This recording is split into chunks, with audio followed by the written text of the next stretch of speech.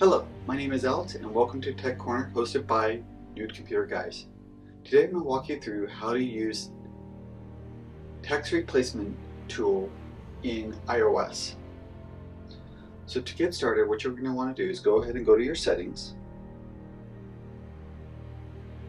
From here, at the very top, you're going to want to go ahead and click on search and type in text. And you should see an option.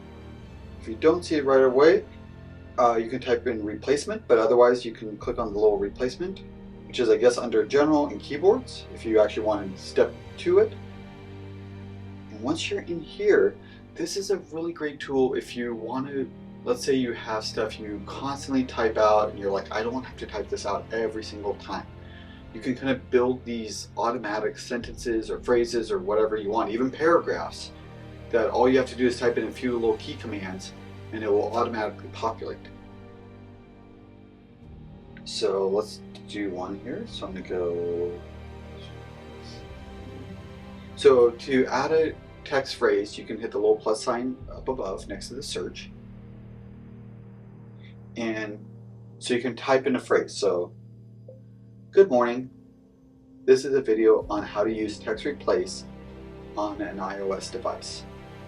Period. Then usually what I'll do is I'll add a special symbol, like maybe, get rid of that. So what I'll do is I'll do like @text, hit save. So now when I go to anything, so if I go to an email or something like this, okay, let's go to close. So if I go to a new email and I add @text, you'll see it appear. So then what you can do is you can go ahead and tap on it and it's going to go ahead and fill in that phrase you wanted to use. So it's a great tool again for those people that, you know, there's stuff you're constantly typing, stuff you're constantly repeatedly having to type and you don't want to do that. This is a great tool for you. Thank you. Hope you enjoyed this tip and see you next time.